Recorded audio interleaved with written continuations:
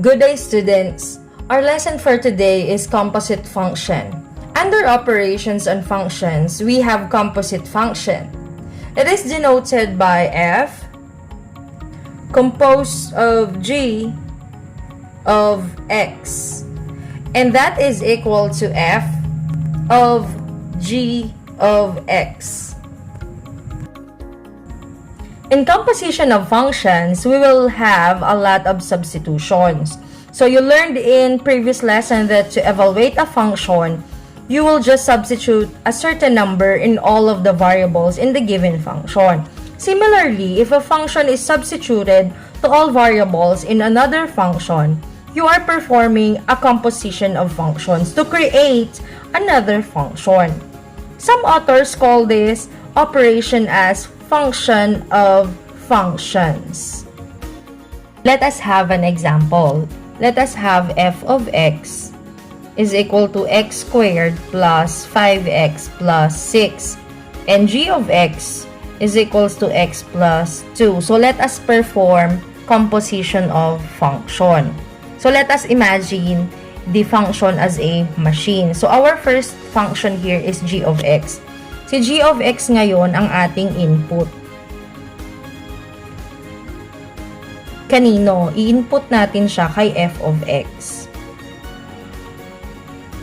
So our f of x is x squared plus 5x plus 6. Okay, bakit? Because composite function, we have f composed of g of x. Therefore, ang g of x natin dito ang ating input.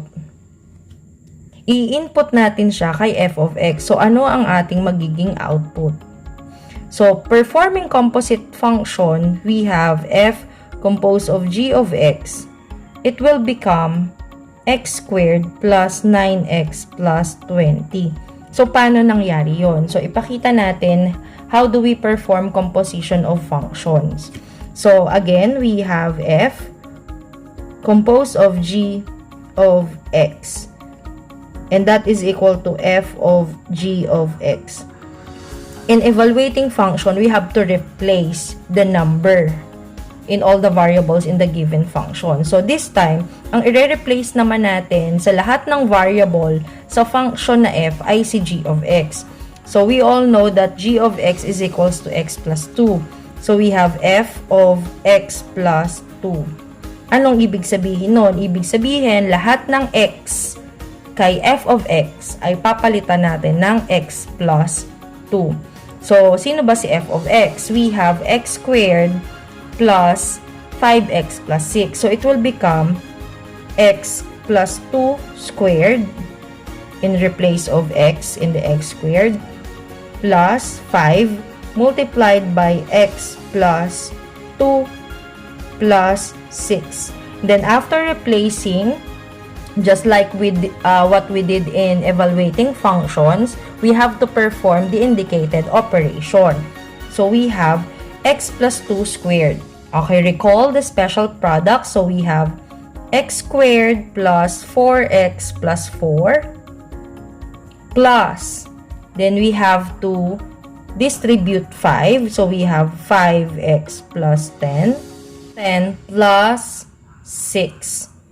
Then we have to combine like terms. So we have x squared. The like terms are 4x and 5x. So 4x plus 5x, we have positive 9x. And then the constants are 4, 10, and 16. So 4 plus 10 is 14. Plus 6, we have 20. So therefore, f composed of g of x is equal to x squared plus 9x plus 20. That is our output. Let us have our second example. So we have f composed of g of 4. So that is equal to f of g of 4. So again, our f of x is equals to x squared plus 5x plus 6. And g of x is equal to x plus 2. In this situation, we have to replace first or evaluate first g of 4. So our first step, evaluate g of 4. So we have g of x is equal to x plus 2. Then replace x by 4. We have 4 plus 2. So g of 4 is equal to 6. Our second step is to evaluate f of g of 4. So our next step is to replace x by g of 4. And our g of 4 is equals to 6. So we have f of 6. So we have f of x is equals to x squared plus 5x plus 6. So we have to replace x by 6. So we have f of 6 is equals to 6 squared plus 5 multiplied by 6 plus 6. And then after replacing all the variables by 6, we have to perform the indicated operation. So we have 6 squared, that is equal to 36, plus 5 multiplied by 6, we have 30, plus 6. So we have 36 plus 30 plus 6, that is equal to 72. So f of 6 is equal to 72. So our final answer is f composed of g of 4, that is equal to f of g of 4, that is equal to 72. So to evaluate composition of function, always start with the inside function. So from the right to the left. So in this case, we first evaluate g of 4.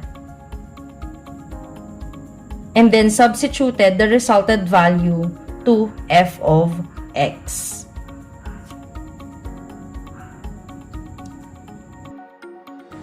For our last example, we have g composed of f of x. That is equal to g of f of x. So again, the value of our f of x is equal to x squared plus 5x plus 6. And g of x is equal to x plus 2. So we are going to perform the composite function of g composed of f of x. So that is equal to g of f of x. In this situation, we have to replace f of x by x squared plus 5x plus 6. So we will have g of x squared plus 5x plus 6. And then, each variable in g of x will be replaced by x squared plus 5x plus 6. Since g of x is equals to x plus 2, it will become x squared plus 5x plus 6 plus 2. So we replace x by x squared plus 5x plus 6. And then in this situation, we have to perform the indicated operation. So we have to combine like terms. The like terms is 6 and 2. So we have x squared plus 5x plus 8. So that is g composed of f of x.